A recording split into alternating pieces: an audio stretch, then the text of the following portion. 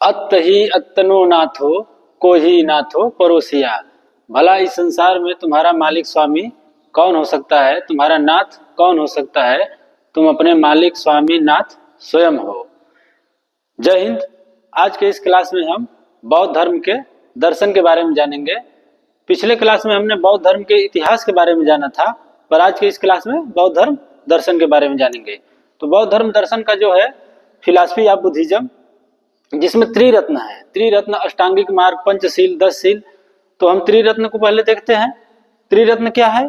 तो त्रिरत्न है बुद्ध, धम्म और संघ। क्या है? बुद्ध, धम्म और संघ। कहते हैं ना कि बुद्धं शरणं गच्छामि, धम्मं शरणं गच्छामि, संघं शरणं गच्छामि। फिर दूसरी बार बुद्धं शरणं गच्छामि, तीसरी बार फिर बुद्धं शरणं गच्छामि, धम्मं शरणं गच्छामि, संघं शरणं गच्छामि। इसको तीन बार इसका मंत्र लेते हैं। और यह जो है इसको त्रिरत्न, त्रिशरण इत्यादि भी कहते हैं। तो यह जो है कि क्या है? बुद्ध, धम्म, संघ। बुद्ध का अर्थ होता है ज्ञान, ज्ञान के शरण। बुद्धं शरणं गच्छामि का अर्थ होता है ज्ञान के शरण में जाना। बुद्ध के शरण में जाना नहीं होता है, ज्ञान के शरण में जाना। बुद्धं शरणं गच्छामि का अर्थ ज्ञान के शरण में जाना। तो बुद्ध, धम्म, संघ। बुद्ध का अर्थ होता है ज्ञान, ज्ञान। धम्म का अर्थ होता है, धम्मं शरणं गच्छामि मतलब सही मार्ग पर चलना, सही रास्ते के शरण में जाना, सही मार्ग के शरण में जाना। तो इसका होता है सही मार्ग, सही मार्ग। तीसरा है संघं शरणं गच्छामि।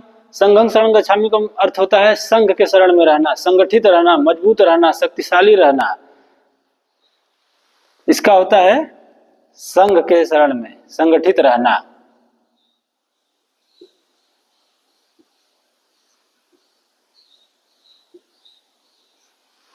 संगठित रहना।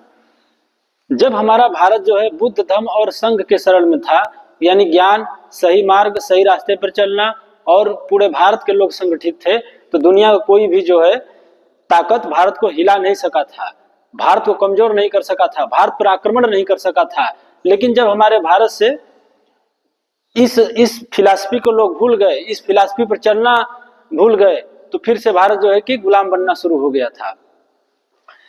जब इस मार्ग पर भारत चलता था, तो भारत का जो आप प्राचीन मैप देखेंगे तो वो भारत का जो क्षेत्रफल था वो 52 लाख वर्ग किलोमीटर में था। कितना? 52 लाख वर्ग किलोमीटर में। आज भारत कितना हो गया है? 32,87,263 वर्ग किलोमीटर में। यानी भारत जो है अत्यधिक मजबूत था जब इस धर्म पर चल रहा था। आज भी जो इन तीनों का पालन करते हैं वो दुनिया में सबसे शक्तिशाली राज्य है। अब देखिए बुद्ध, धम्म, संघ से क्या होता है? बुद्ध, धम्म, संघ से शक्ति का निर्माण होता है। किसका निर्माण होता है? शक्ति का।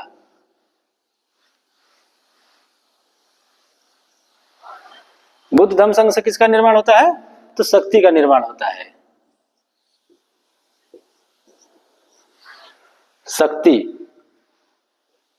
शक्ति बिना इसके बनेगा ही नहीं। जब तक ये तीनों रहेगा तभी शक्ति का निर्माण होगा। तीनों में से एक भी नहीं रहेगा तो शक्ति का निर्माण ही नहीं होगा।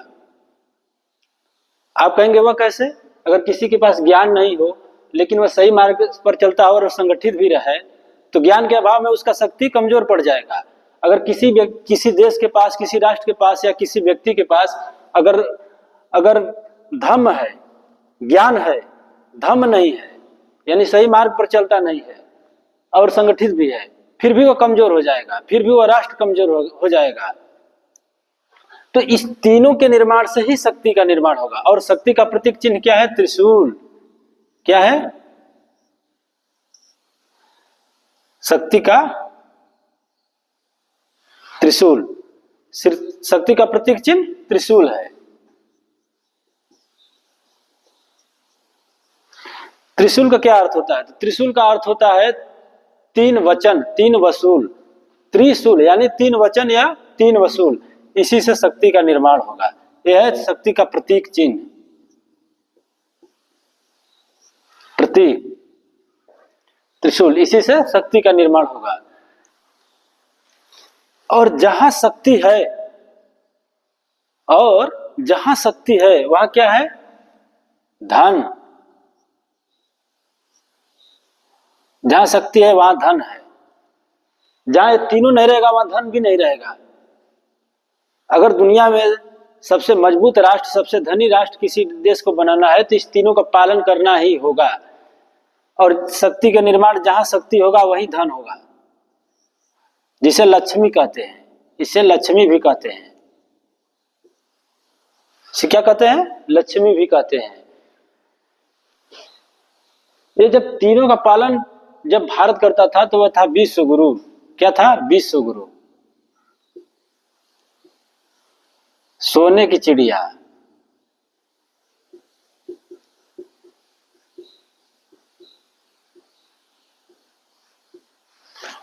विश्व गुरु और सोने की चिड़िया कब था? जब ये तीनों मार्ग पर लोग चलते थे। क्योंकि विदेशी इतिहासकारों ने भारत के बारे में जो चर्चा किया है, भारत के बारे में जो बताया है, उससे तो यही साबित होता है ना कि भारत प्राचीन काल में क्या था। आप ह्वेनसांग को देखेंगे, फाहियान को देखेंगे, उससे पहले जो मेगस्थनीज है, मेगस्थनीज ने इंडिका में लिखा है कि भारत के घरों में ताले नहीं लगते थे। यहाँ पर जो है कि सब लोग संगठित रहते थे, बहुत मजबूत थे, बहुत मेहनती कस लोग थे। ये सब विदेशियों ने भारत के बारे में वर्णन, इसका जिक्र किया है। तो हम आज इस बात को क्यों नकारते हैं, अपने प्राचीन इतिहास को? हम अपने प्राचीन भारत या प्राचीन इतिहास पर गर्व हमें करना चाहिए कि हमारा भारत कितना मजबूत राष्ट्र था, कितना शक्तिशाली राष्ट्र था। आज जो है कि अमेरिका है,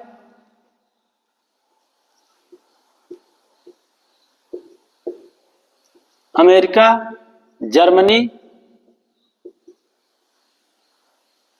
रूस शक्तिशाली राष्ट्रों में आते हैं। चीन है। ऐसा तो हम नहीं कह सकते हैं ना कि इन देशों में कोई भी आतंकवादी संगठन है। ये देश कोई भी आतंकवादी संगठन है जो मानवता के लिए गलत कार्य कर रहा है या मानवता के लिए जो है कि खतरा है। ये राष्ट्र शक्तिशाली राष्ट्रों में आते हैं। हमारा भारत राष्ट्र शक्तिशाली राष्ट्र था और फिर से शक्तिशाली राष्ट्र बनेगा जब तक लोगों की सोच नहीं बदलेगा। अब अगला है पंचशील। क्या है? पंचशील।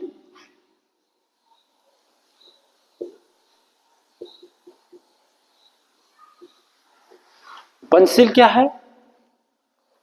तो पंचशील में जो पहला शील है वह है पणातिपाता बेरमणि सिक्खापदं समादयामि। पणातिपाता बेरमणि सिक्खापदं समादयामि, अर्थात अनावश्यक हिंसा नहीं करेंगे। अनावश्यक हिंसा, अनावश्यक हिंसा न करना, अनावश्यक हिंसा न करना। दूसरा है अदिन्न दाना बेरमणि सिक्खापदं समादयामि, यानी बिना दिए हुए सामान को न लेना, यानी चोरी न करना।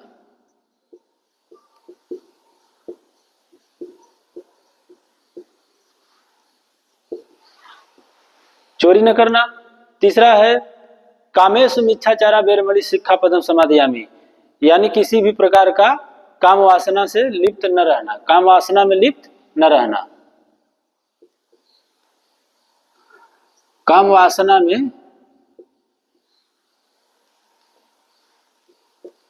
से दूर रहना, काम वासना से दूर रहना। चौथा है मूसावादा बेरमणि सिक्खापदं समादयामि। मूसावादा बेरमणि का अर्थ होता है झूठ न बोलना, झूठ न बोलना, झूठ न बोलना।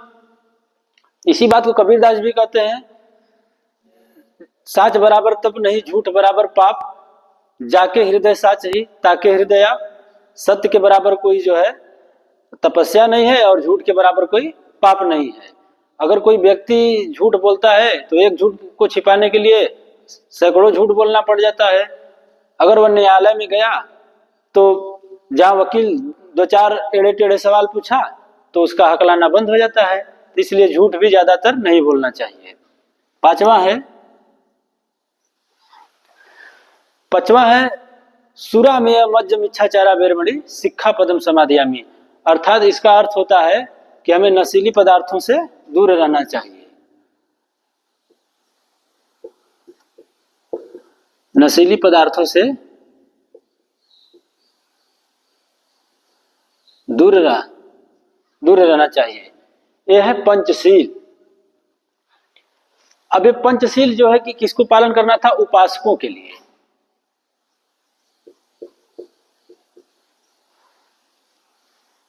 उपासकों के लिए पंचशील। अब 10 शील किसको पालन करना है?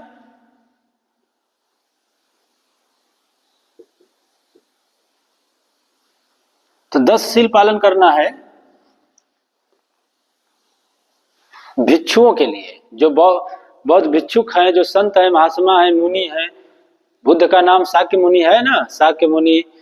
तो जो संत महात्मा हैं उन लोगों को 10 शीलों का पालन करना चाहिए। अगर वो 10 शील का पालन नहीं करते हैं तो वो संत महात्मा ऋषि मुनि नहीं हो सकते हैं। तब वो एक ऋषि मुनि संत महात्मा के भेष में एक पाखंडी है।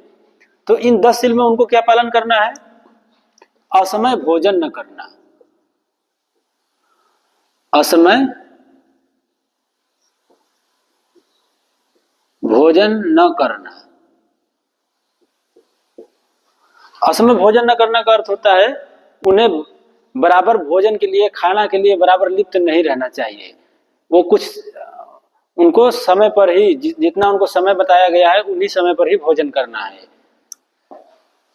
7वां है धन संचय न करना। धन संचय न करना। धन संचय न करना अर्थात उन्हें ज्यादा धन के बारे में या धन इकट्ठा करने के बारे में नहीं सोचना चाहिए। अगर वो धनी बनना चाहते हैं, धन इकट्ठा अगर करना चाहते हैं तो वो संत महात्मा ऋषि क्यों बने हैं? फिर संत तो इसीलिए बनते हैं कि समाज के कल्याण के लिए बनते हैं, लोगों के कल्याण के लिए बनते हैं, लोगों के हित के लिए बनते हैं। इसी बात को रहीमदास जी भी कहते हैं कि वृक्ष कबहू न फल बखै, नदी न संचय नीर, परमारथ के कारण साधुन धरा शरीर। जिस प्रकार से वृक्ष अपना फल नहीं खा सकता है, नदी अपना पानी नहीं पी सकता है, उसीलिए साधु भी अपने लिए साधु नहीं बनते हैं, अपने लाभ के लिए या अपने धन के लिए या अपने तमाम कार्यों के लिए वो साधु नहीं बनते हैं। बल्कि साधु कब बनते हैं? परमारथ के कारण साधुन धरा शरीर, यानी दूसरों के कारण जो है कि वो साधु बनते हैं, दूसरों के कल्याण के लिए साधु बनते हैं। इस बात को भी रहीमदास जी अपने दोहा के माध्यम से कहते हैं। और धन संचय न करना भी ये 10 शील में भिक्षुओं को बताया गया है। 8वां है सुखद बिस्तर पर न सोना।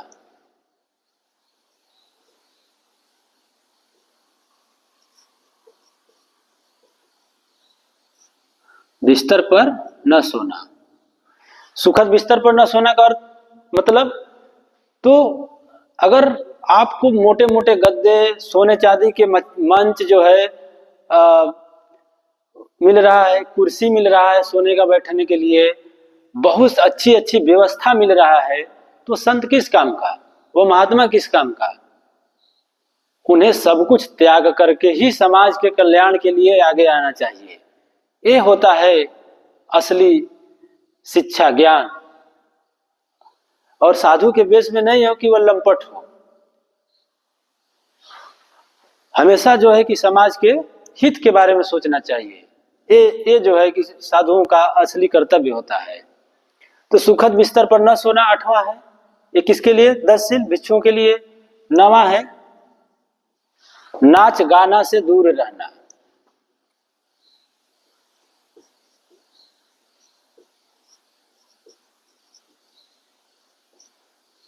नाच गाना से दूर रहना।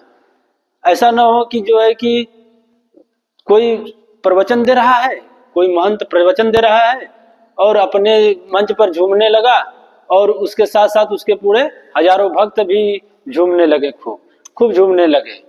तो ऐसा नहीं करना चाहिए, नाच गाना से उन्हें दूर रहना चाहिए। अगर वो नाच गाना से दूर नहीं रहता है, वह उसी में लोगों को क्षण मात्र के लिए उनको आनंद देता है नचा गवा करके, तो फिर क्या मतलब रह जाएगा। क्षण मात्र के लिए जो उनके मन में थोड़ा सा अच्छा लगेगा, फिर जो कहते हैं वही स्थिति आ जाएगी। फिर वो सोचने लगेंगे कि हम दुखी हैं, हमें ये परेशानी है, हमें वो परेशानी है। तो ये भी जो मना किया गया है कि नाच गाना से दूर रहना चाहिए। 10वां है स्त्रियों से दूर रहना।